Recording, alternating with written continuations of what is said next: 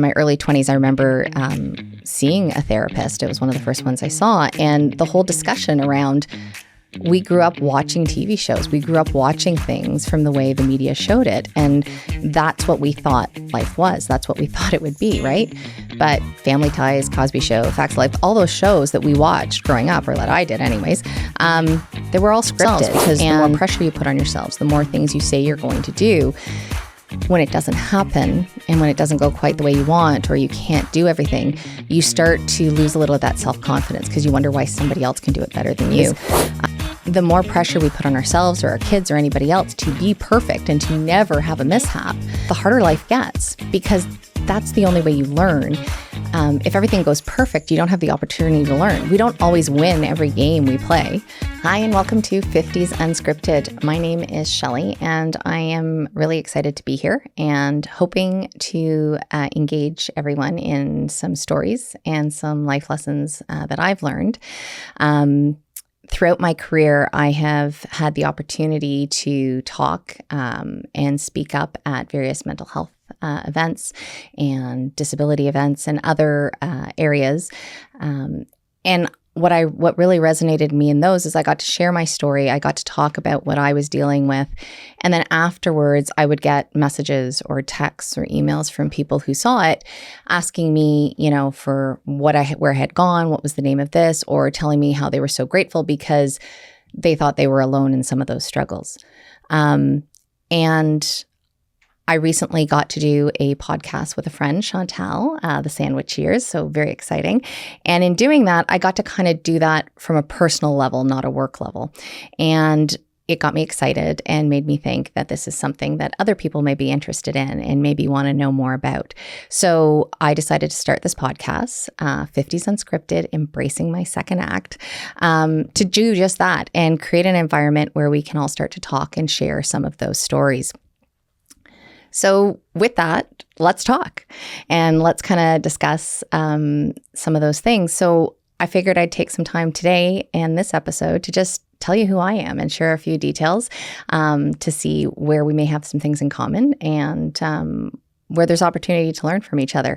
I am 52 years young.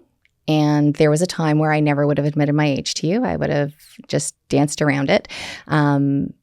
It used to terrify me. I remember turning 25.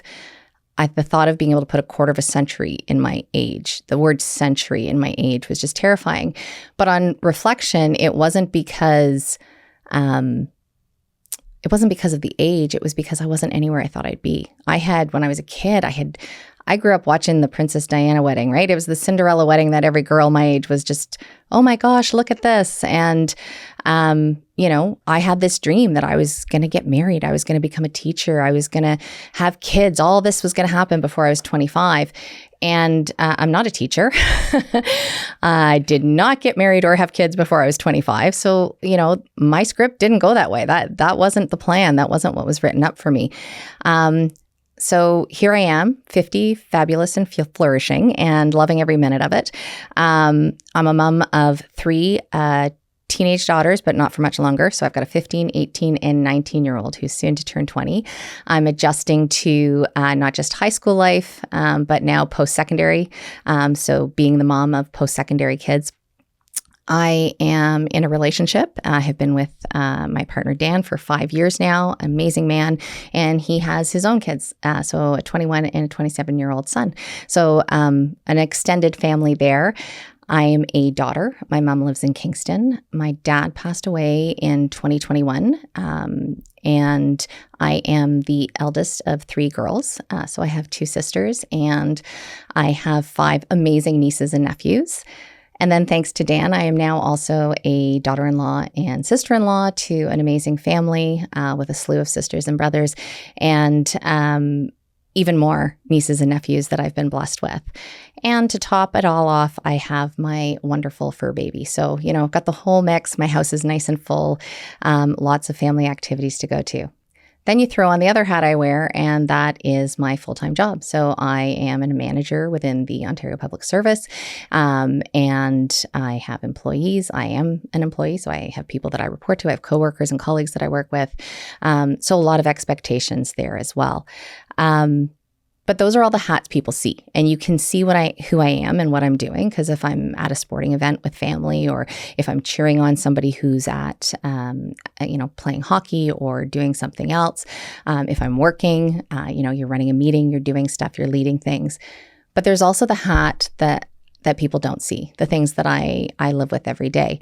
So in addition to this, I am an ex-wife. And you don't know that right off the bat when you look at me. So I separated in 2018. So, that's different. It's just, it changes up a little bit about who I am. I have an invisible or non-apparent, depends on, I don't know, the wording's changing, I guess, disability. So when people look at me, they don't see that, they don't know, and they don't understand what I deal with because I do suffer from chronic illness and pain management issues. I'm neurodivergent. I struggle with mental health, and I also support family members who struggle with mental health. But those aren't things that I openly advertise. Sometimes you can tell, like if I'm having a flare, you'll know because I'll have a little bit of a limp. But a lot of people think I just fell down, or, maybe you had an accident, you bumped your leg or something. It's just, it's nothing big. But those are hats that you don't see. And there's so much of that we don't know and don't see about each other. We always look, think about your social media. You're posting the stuff that makes you look good. When I'm having a flare, I still take my kids out. I still take them places. And I post the pictures, and you see me sitting there smiling with my kids. But what you don't see is that I've been sitting there the entire time they've been running around. So social media paints a picture that everybody's perfect, everybody's happy, everybody's doing this. And we don't see what's really underneath. And everybody's like that because everybody is unique and everybody struggles with different things. So hopefully in sharing some of these stories and telling you what I've done to cope with some of my challenges or some of the things that I've faced, we can start to kind of learn from each other, and hopefully you'll hear something that maybe you haven't tried or that you did try, or maybe you'll hear something that was, that you need to look into. Or maybe it's just something that's going to resonate and make you feel like you're not alone. And I think that's one of the best things is when you find somebody who you can listen to, who's experienced something in life that you've gone through, and just gives you a different perspective so that you know that everybody's dealing with something. Growing up, I really did create that image. I told you, when I turned 25, I was really stressed because I had this whole plan. I had my whole life scripted out, planned out ahead of me, and it didn't happen. And I'm a firm believer in therapy. We get physical help. We have doctors for that. I strongly encourage and believe in going to get that mental health support as well.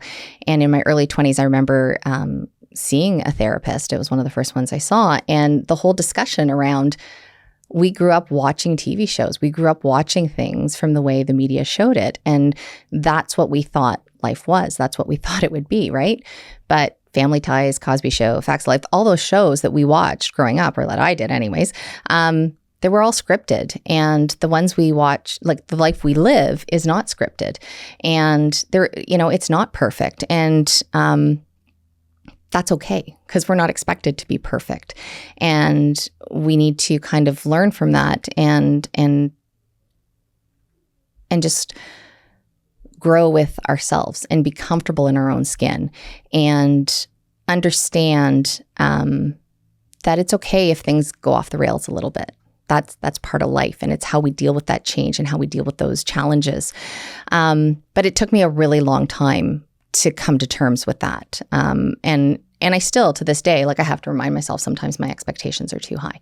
Sometimes I expect myself to be able to be everything to everybody, and I can't. And that's really comes into being confident in yourselves, because the more pressure you put on yourselves, the more things you say you're going to do, when it doesn't happen and when it doesn't go quite the way you want, or you can't do everything, you start to lose a little of that self-confidence because you wonder why somebody else can do it better than you. Because we do spend a lot of time comparing ourselves as well. And that's really not fair to us. We should really just focus on what we're capable of and recognize that everybody's going to bring something different and we're not going to be exactly the same. I've made a lot of mistakes along the way, and I'm going to scratch that word because mistakes is a bad word. Mistakes is something that we should be ashamed of a lot of the time, or it's something that we should, reprimand ourselves for. And don't get me wrong, there are things that if we know they're wrong, we shouldn't do. That's definitely it. But life is full of lessons. And when a child is learning to walk, we don't sit there when the 1-year-old trips and falls and say, "Oh, bad baby, I can't believe you fell." We don't say that. We encourage them, we cheer them on, and we tell them to get up and keep going. So why, when we're trying to lose weight and start exercising, do we shame ourselves when we fall off the bandwagon? Why aren't we encouraging ourselves, "Hey, you know what? You made it 3 days to the gym this week. Next week, you'll get 4. But we don't do that. And I think that's part of why I prefer to talk about life lessons and learned experiences and lived experiences rather than those mistakes, because the more pressure we put on ourselves or our kids or anybody else to be perfect and to never have a mishap, the harder life gets, because that's the only way you learn. If everything goes perfect, you don't have the opportunity to learn. We don't always win every game we play. How many of us have a hockey team or a sporting event that we like and we watch? Does your team always win? No, we have to deal with those losses. We have to deal with those times it doesn't go quite the way we think it's going to. And that's really important. And we don't want to lose sight of the fact that we can always change and try again. And it's important to dust ourselves off and really become familiar with who we are and what we're comfortable with doing. It doesn't make you a bad person if things aren't going exactly as planned. And that's the whole point. Life is not scripted. It is an adventure, and it is something that we should learn from. And one of the things I've had to do throughout my life, from my separation, the weight loss journey, some of my health issues, is to just get up and dust myself off again and start over. So throughout the podcast, I'm going to share stories like that. I'm going to share things that I went through, and I'm going to share the challenges and some of the anxiety that those things caused. I'm going to, share what I learned. I've been struggling with obesity for 20 years, and here I am, 52, 80 pounds lighter now, and it finally works. Did I not try hard enough before? Did I not do things? Absolutely not. I was doing everything, but life got in the way, and I tried to be more to everything but myself. But I've learned, and I've realized now that I have to find what works for me. Just because it worked for somebody else doesn't mean I'm going to have those same results. When I separated, I started over, and there were decisions I made that were not the right decision, and they weren't the right thing, but I had to learn. I was doing it because other people were doing it, but it wasn't right, and it wasn't the right fit for me. So 45, I was starting over. I went from knowing I was going to kiss my kids goodnight every day and see them every time they came home to school, to knowing I was going to have to do shared custody and not have them every birthday, every Christmas. But that was life, and it wasn't planned. It wasn't part of the script, but here we are, and you learn to cope, and you learn to give yourself that grace and support yourself so that you can move on. So as you can see, best laid plans don't always come through. They don't always happen the way you're thinking they're gonna go. And I'm hoping that as we go through this, you'll find ways to relate. Some of the things that I'm looking forward to sharing with you guys are my stories of starting over. How I finally found a way to gain control and confidence and lose the weight. Talk about my self-care journey and how I have to work every day to remember to give myself that grace period, to prioritize myself. Expand a bit on some of the health challenges that we all face, and share some of my stories and the things I've had to deal with since being diagnosed with rheumatoid arthritis, fibromyalgia, mental health issues. dealing with loved ones who have passed away. It's different, right? We all know it's going to happen, but when you actually go through it, it's a different story. So maybe just share some of the things I learned through those processes to hopefully help. And I'm hoping as we continue to talk, more is going to resonate with you, and you guys will have your own things that you'd like to hear about. So I encourage you to drop a comment and let me know of things that sounded familiar to you or that you could resonate with, or other topics that you'd like to adjust. I know one that I've had a few friends mention is that we absolutely have to talk about menopause and holy hormones. Yes, we do.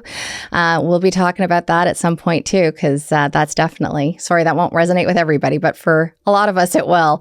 But drop your thoughts, drop your comments. And if you think you might like to follow and you might enjoy this conversation, or even if you just want to come in and maybe get a chuckle every once in a while with some of the stories that I'm going to share, give a like, subscribe, and follow along.